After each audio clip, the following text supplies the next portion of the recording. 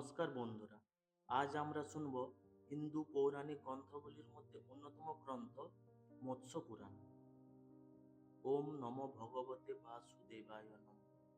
পৃথিবীর আদিকালে যখন সৃষ্টি নবীন, দেবতা, দানব আর মানব এই তিন শক্তির মধ্যেই ভারসাম্য নিতান্তই নড়বড়ে, তখনই ঘটেছিল এক মহাপ্রলয়ের ভবিষ্যৎবাণী।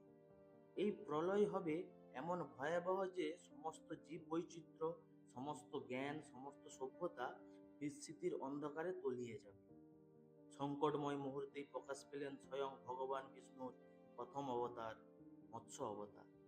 হিন্দু পৌরাণিক থেকে আমরা জানতে পেরেছিলাম যে ভগবান বিষ্ণু এই পৃথিবীকে রক্ষা করার জন্য 10টি অবতার রূপে আবির্ভাব হবেন বা হয়েছেন।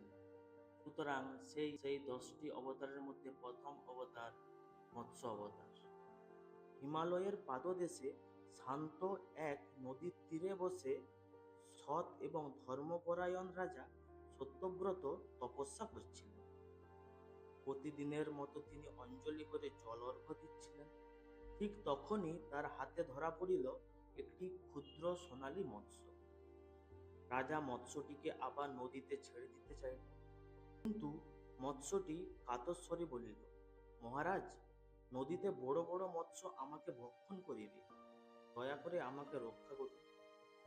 মৎস্যটির আকুতি সত্যব্রতের হৃদয় ছুঁয়ে গেল। তিনি মৎস্যটিকে নিজের কমণ্ডলে রাখিলেন, কিন্তু অদ্ভুতভাবে সামান্য কয়েক দণ্ডের মধ্যেই মৎস্যটি আকারে এতই বাড়িয়া উঠিল যে তা কমণ্ডলের জন্য যথোপযুক্ত ছিল না। সুতরাং রাজা পুনরায় তাকে নদীতে নিলেন। সেখানে গিয়ে মৎস্যটি এত বড় হলো যে মনে হলো সমুদ্র তার ধারণ করতে পারবে না। অবাক হয়ে রাজা বললেন, আপনি তো শুধু মৎস্য নন, আপনার আসল পরিচয় দিন। ঠিক তখনই সোনালী আলোর ঝলকানি ছড়িয়ে মৎস্যটি মহাকায় রূপ নিল।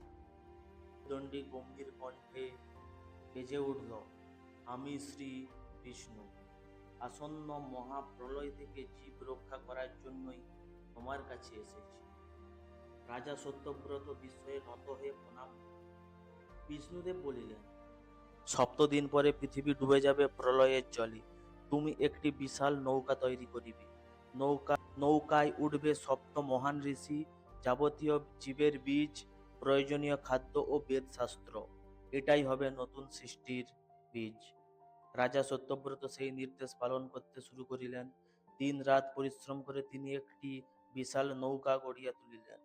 পাশাপাশি রক্ষিত হলো জীব, বীজ, ঔষধি, শস্য, পবিত্র বেদ, সবকিছুই। সময়ের ঘড়ি চলতে চলতে পৌঁছে গেল 7ম দিনে। 7ম দিনের প্রভাত। আকাশে হঠাৎ কালো মেঘের বিস্তার, বজ্রপাত, ঝড় আর প্রবল বর্ষণের মুহূর্তেই পৃথিবী ঢেকে গেল জলরাশিতে। নদী, নালা, সমুদ্র সব মিলেমিশে এক বিশাল সাগরে পরিণত হল।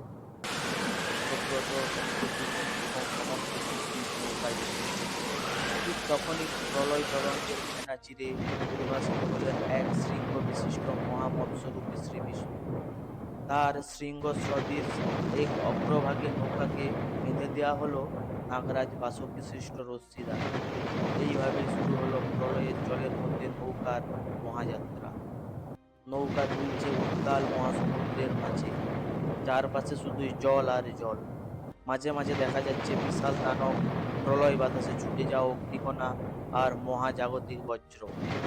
ঋষিরা স্তব পাঠ করছেন, সত্যব্রত সমস্ত জীবের বাঁচার আকুতি জানাচ্ছে, আর সামনে পথ দেখাচ্ছে মহামৎস্য। প্রলয়ের অন্ধকারের মধ্যেই ঘটল এক ভয়ঙ্কর বিপর্যয়। দানব হায়গ্রীব দেবতাদের বেদ চুরি করে গোপনে জলতলে লুকিয়ে রাখতে চেয়েছিল। তার লক্ষ্য ছিল সমস্ত জ্ঞান ধ্বংস করে দেওয়া। প্রলয়ের জলে ভাসমান নৌকাটি দেখে হায়গ্রীব আক্রমণ চালালো। ভয়ঙ্কর গর্জনে সে বেদ ছিনিয়ে নিতে আসে, কিন্তু সেই মুহূর্তেই মহামৎস্যরূপী শ্রী বিষ্ণু তীব্র গতিতে সমুদ্র বুকে উঠে হায়গ্রীবের সঙ্গে শুরু করেন এক মহাযুদ্ধ।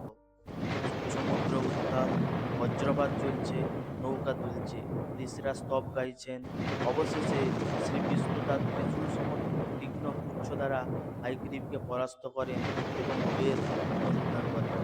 বেদ আবার ঋষিদের হাতে ফিরিয়ে দিয়ে তিনি বললেন, "হে বশিষ্ঠেরা, প্রলয়েও তা অনন্ত। দিনের পর দিন কাটতে লাগলো প্রলয়ের সাগরে। অবশেষে একদিন জল নামতে শুরু করলো। আকাশে দেখা দিল রামধনুর আলো। দূরে ভেসে উঠল নতুন ভূমি, প্রলয়োত্তর পৃথিবীর প্রথম দ্বীপ। মহামৎস্য সেই দ্বীপের তীরে নৌকাকে ভিড়িয়ে বললেন, সত্যব্রত, তুমি হবে নতুন যুগের প্রথম মনু। তুমি মানুষের নতুন বংশ গড়ে তুলবে। ঋষিরা নতুন পৃথিবীর বীজ বপন করতে শুরু করলেন। আদি সংসারের পুনর্জন্ম ঘটল। জীবন আবার পথ খুঁজে পেল।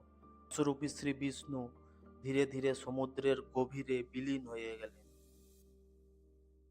মৎস্য পুরাণ আমাদের শেখায়, সংকট যতই বড় হোক না কেন, জ্ঞান, ন্যায় ও ধর্মের আলো কখনোই নিভে না। সততা, করুণা ও দায়িত্বই পারে নতুন পৃথিবী গড়ে তুলতে। রাজা সত্যব্রত থেকে বৈবস্বত মনুর কাহিনী শুধু একটি পুরাণের কাহিনী নয়, এটি পুনর্জন্ম, আশা ও মানবতার চিরন্তন বার্তা। ওম নমো ভগবতে বাসুদেবায় নমঃ। আবার দেখা হবে নতুন কোনো ভিডিও নিয়ে। নমস্কার।